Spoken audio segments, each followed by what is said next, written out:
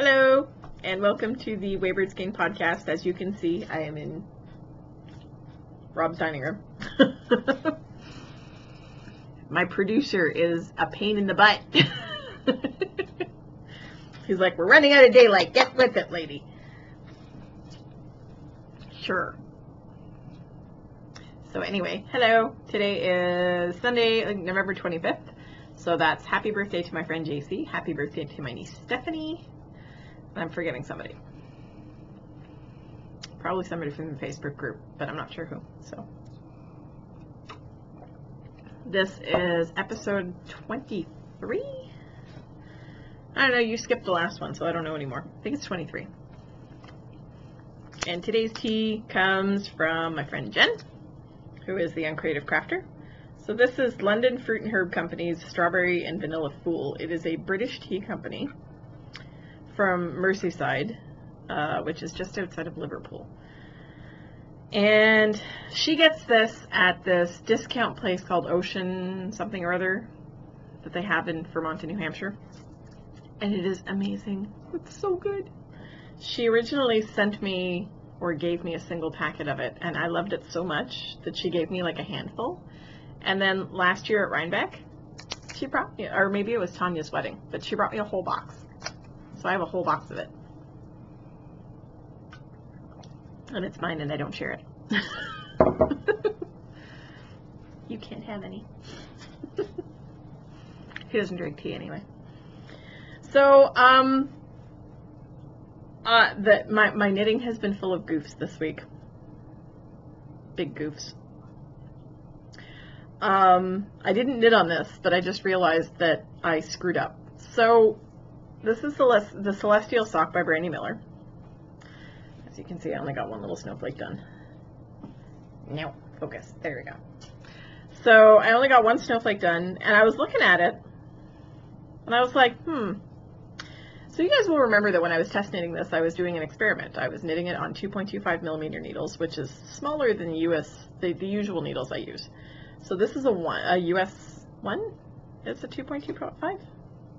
Oh yeah, thank you. I have reference materials right next to me. I have a needle gauge. No, that's the side you want to show. So I have a needle gauge that Rob is experimenting with wood.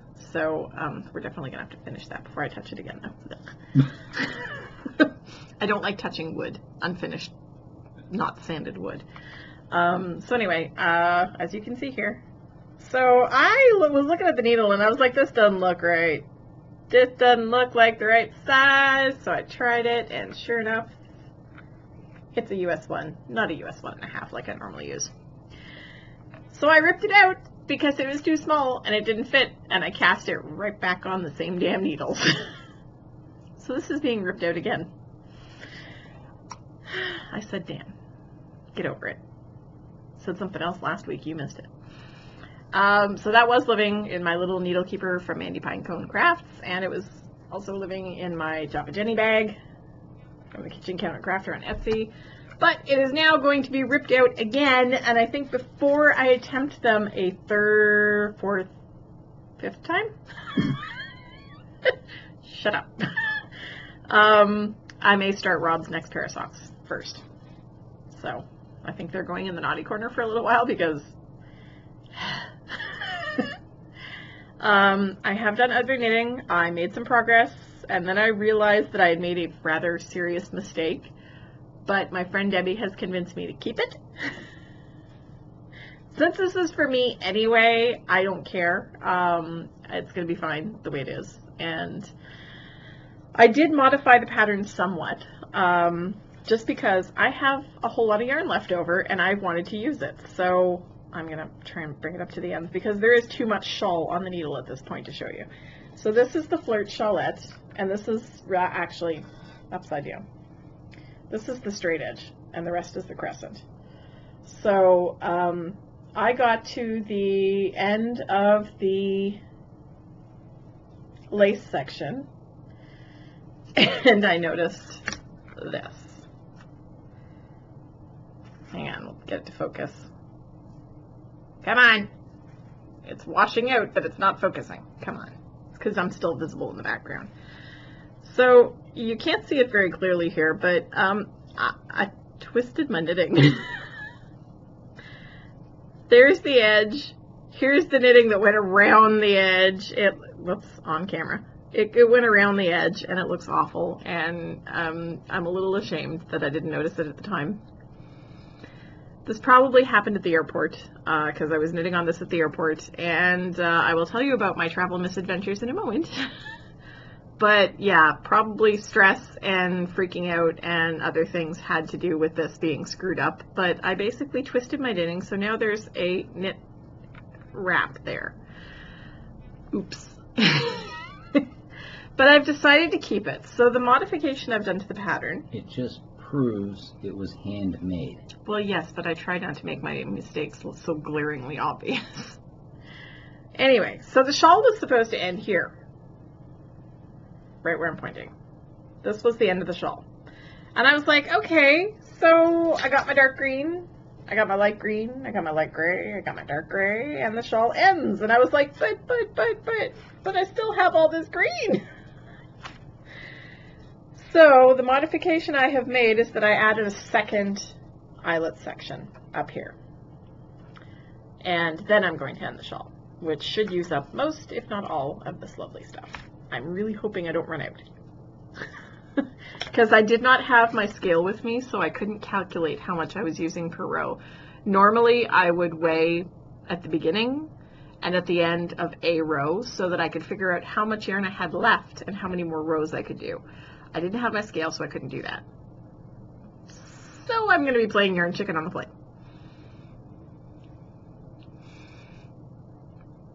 If I lose, well, you'll hear about it next week. So this is for the Bijou Basin Cal. This is my Flirt Shawlette, which is now too long for the needle. So this is by Heidi Sharp, and she has graciously donated a copy of the pattern to a lucky winner for the Bijou Basin Cal, which goes until December 31st. So if you have not already signed up, you still have time. You can basically sign up until the day before it ends. I don't care if you knit a pair of fingerless mitts in one day, toss them on there. So the rules are you have to be either knitting with Bijou Basin yarn, with one of their patterns, which is featured on their site at bijoubasinranch.com. You have to either use Annie Modisette patterns or Mode Knit yarns. So I sort of double dipped on that. I'm using Bijou Basin Tibetan Dream hands. It's 85% yak, 15% nylon. This is a special colorway dyed by Annie Modisette of Mode Knit Yarns. It is a green to black fade is the colorway name. And so she dyed this. And the idea was to sort of bring some attention to the yarns and patterns of Bijou Basin, as well as the yarns and pattern of Mode Knit Yarns. So one of the prizes, there's a grand prize package which includes a set of mini skeins from Bijou Basin. I believe they're Himalayan, I don't remember now. They're either Himalayan Summit or Lasso Wilderness. I know they're not Tibetan Dream. So it's just four mini skeins in various shades of gray and blue. There's a pattern book by Annie Modisette. I don't remember what else I have. I have a bunch of like little odds and ends that Carl gave me from Bijou Basin, some bumper stickers and a little notepad. There are a few other odds and ends, and then the pattern from Heidi Sharp. So there's also a participation prize of a pattern. Like if you don't finish before December 31st, that's fine. I will be doing the grand prize draw from among the finished projects and an overall participation prize from among everyone who participated, because, well, I really appreciate you guys jumping in. So if you have not yet done so, head on over to the finished objects thread and claim your spot, because even if you don't finish a project, you will be considered for a prize. So that's all about the Bijou Basin thing. Last week I drew the name for the Annie Modisette giveaway. Annie is currently battling, I can't remember what it's called now. It's in the show notes. It's a form of lymphoma, basically, that has attached to her spine. and basically is causing her vertebrae to crack and so on and so forth. She's currently I think she just finished her 4th and last round of chemo. She got to go home for Thanksgiving. I don't know what kind of shape she was in to celebrate Thanksgiving, but she did get to go home before Thanksgiving. And as you guys will remember, Rhinebeck weekend, her husband Jerry passed away. So the giveaway last weekend was to help her sort of make ends meet until her disability comes through, because unlike in Canada, you guys don't get survivor benefits, it appears, which is horrible. In Canada, when somebody who's on disability passes away, their spouse continues to get survivor benefits for a certain period of time, which is apparently not the case here. So thank you to everybody who donated. That was super awesome of all of you. I really appreciate it. And the Saturday we went to the post office, right? So Saturday, Rose, your package went out. There was a bag from Mina Makes, and who is Mina Phillip of the Knitting Expat podcast. There was a skein of yarn, Lydia something or other DK in the Harlequin colorway. It was a beautiful rainbowy skein. There was a shawl pin from Sarah of Seattle Sky Dye Works, and there was some other stuff I threw in. So that went off in the mail. It'll be a while because she lives in Australia, so it'll be a little while before it gets to her, but it'll get there. So, travel misadventures. It's got a head start starting from here instead of from Canada. Well, yes, it didn't get mailed from Canada. You realize that they probably can't hear a word you're saying I know. because you're behind the microphone. Uh-huh. That's irritating. He's cracking up now at his own hilarity. Everything else will. So, Wednesday afternoon, my mother picked me up at work to take me to the airport. I got to the airport at sometime between 3 and 3:30 in the afternoon. My flight was at 5:30, so I was way in advance. What are you doing in the fridge? You have a brownie right here. Getting himself snacks while we're recording. We're recording. Well, yes, I'm recording, but you're providing color commentary, apparently. Boy. This is what I have to deal with, people. Hi. Lynn made brownies. Yes, I So made I'm brownies. eating the brownies. Hooray. What a wise and thoughtful contribution to the podcast that was. Anyway, I get to the airport. I'm 2 hours early. I get myself I went and had something to eat because I hadn't eaten lunch yet. Because it was a little crazy trying to get ready to leave the office for 3 whole days. I'm off Thursday, Friday, and Monday, so 3 days, and you'd think the world was ending because there was so much stuff to get done. I didn't get a chance to prepare hardly anything. I got a lot of filing done. I got Cass's stuff, my boss, her stuff set up for the next 3 days. And then I had time to do nothing else because I was running around like a crazy lunatic. So I got to the airport early. I get to the gate. Then they inform us that our gate has changed. So I ran off to the other gate, which is like 100 feet. It's not that impressive. It's not a very big airport. So I get to the new gate, and I'm sitting there knitting, and I'm having a good old time. And all of a sudden, there's this, because like several of the flights on the board were delayed, and I was a little concerned because mine was supposed to be the next one. So I was figuring that mine was probably delayed as well. And then they told us that it was canceled because there were mechanical failures with the plane. Now, my viewpoint on this is much better to discover a mechanical failure on the ground than in the air. So I wasn't too upset. It'd be nice if they had spare plane. Well, it would be, but it's a small airline and they have older planes and, well, it happens. So anyway, my flight is canceled. Well, okay, now what? Now what turned out to be them flying me to Toronto that night, but I couldn't get a flight out to Chicago until the next morning because I had already missed the last flight to Chicago, which I was supposed to be on. So they stuck me on a plane to Toronto. Sarah, who is the Canadian knitter, graciously, she's True Canuck Girl on Ravelry. She is the previous Canadian Knitter podcast, and she is now the Steeped in Books booktube channel. So she graciously came out to the airport to get me, and I slept at her place. And she got up at stupid o'clock in the morning to drive me back to the airport.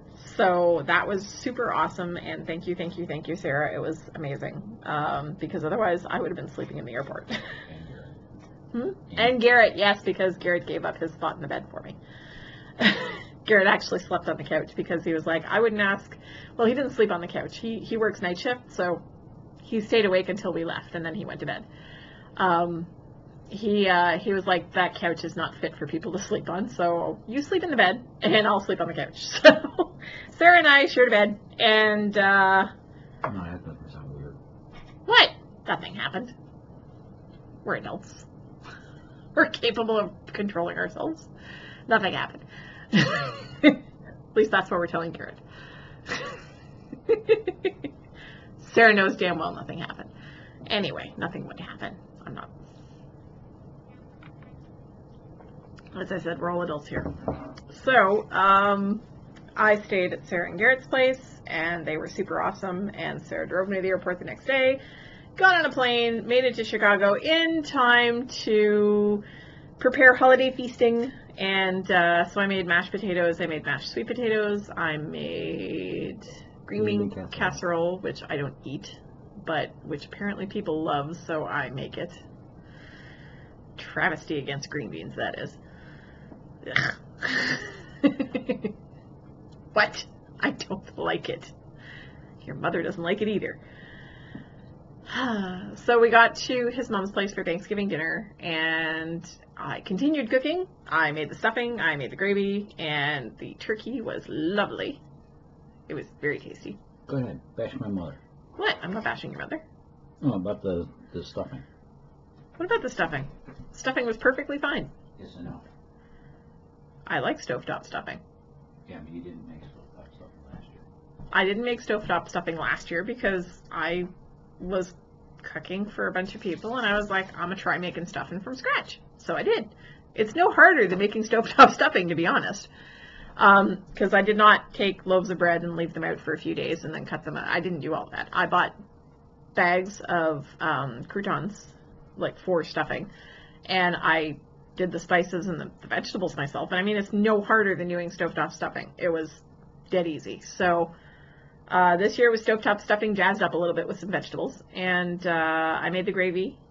And I think Rob's stepdad had a few doubts about the legitimacy of my gravy. I tried to use the same pan in which I had sauteed the vegetables for the stuffing. It was a small frying pan. It was a little 6-inch frying pan. And here I'm trying to make enough gravy for 8 people in this little tiny frying pan. And when I tried to stir it with the whisk, it was like spilling over the sides and going psh. I finally ended up putting in a larger pot, and the gravy was fine. But yeah, I think he had some doubts as to my ability to really do anything competently in the kitchen after that. Well, yes, but because there was quite the tone of shock. He thinks gravy comes out of a jar. Well, no, I mean, I'm sure he's had gravy before, but it was this tone of shock when he was like, "Hey, this is really good gravy." It was just really funny because here I am destroying their kitchen trying to make gravy. It was fine. It was good. We had pies from Elsie Mae's in Kenosha. It's a local pie and jam shop that is absolutely phenomenal. If you're ever in the area, go check them out. They are totally worth it. We had a s'mores pie. We had a pumpkin cheesecake pie, and it was so good. So good. I didn't make the cranberry sauce. I didn't make the turkey. And so then that was Thanksgiving dinner. And there was a lot of leftovers. So the next morning, I made myself scrambled eggs, and I tossed some of the leftovers in. I was like, oh, this is a really good idea.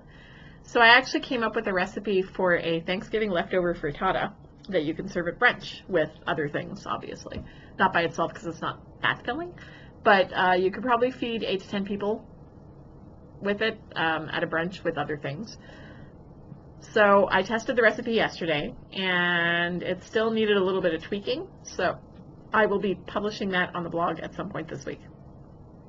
After all your Thanksgiving leftovers are gone, conveniently. Yeah, yours will not be gone for weeks. So anyway, that's one of the recipes that I worked on this weekend. I also made Rob a big batch of spaghetti sauce, for which the recipe was shared on the blog a few weeks ago. I made a batch of creamy seafood sauce, which will be shared on the blog shortly. I also made him a batch of chili, but I'm not going to share that recipe with you guys because it's sad chili. Rob doesn't like spicy food, so I make him sad chili. That has no spice in it whatsoever. He's giving me side eye right now, and I'm sorry, but it is sad chili. Chili is supposed to be spicy. Chili is supposed to have like 3 or 4 kinds of hot peppers in it. Chili is supposed to burn the roof of your mouth. This stuff does not. So it's slightly sad chili. So I won't share that recipe because nobody wants it. But I also made brownies. I didn't make brownies. I used a box and put an egg in it, and that was brownies. He likes the Jiffy brownie mix. We don't have Jiffy in Canada, so if you're ever in the States, they're little blue boxes. They make all kinds of mixes. They make like 15 different kinds of muffin mixes. They make cake mixes. They make cornbread mix, which is my personal favorite. Not that I can have cornbread anymore, but. And guys like me who don't cook can make it. Yes, but he doesn't. He waits till I come and he makes me make it. And he happens to like, thanks to me, dried cherries in his brownies. You know how sometimes you put like raisins in carrot cake or something like that? Well, he likes dried cherries in the brownies, so that's what I do. It's all good. So I made him a pan of brownies, and they're funny looking brownies because I only had a round cake pan. So they are actually cake slice looking little brownies. They're good. They're not brownies from scratch, but so yeah, I'm hoping that travel goes well tomorrow because I'm flying home tomorrow, but it just started snowing. I'm not panning the camera out the window. I'm not making people seasick just so they can see the snow. People have seen snow. It's snowing a lot. It's supposed to be Snowmageddon tonight, and I'm a little concerned because Porter doesn't have the greatest record for being on time to begin with. And this flight really, really, really, really, really needs to be on time because I have to write an exam tomorrow afternoon, an hour and a half after my flight lands. So I'm crossing my fingers that everything goes well and that I get on my plane and that my plane gets to go and then the next plane gets to go. So everybody keep your fingers crossed that I get home tomorrow in time. Because, yeah, I really need to write this exam. So, I think that's all the nonsense I can babble about in 25 minutes. Would you like to come back and say hi? You have a fan club. They come here for you, not for me. Please. Come say hi. Hello. What Lynn forgot to tell you is that she is my mentor, tutor, that's the word I'm looking for. Yes, I can speak. She has graciously agreed to be my French tutor because I'm taking French at community college here at College of Lake County. Excellent school. So yesterday she came out and included herself in a study session with myself and some other students from my class, and I'm very thankful. I came to Chicago to go to study group.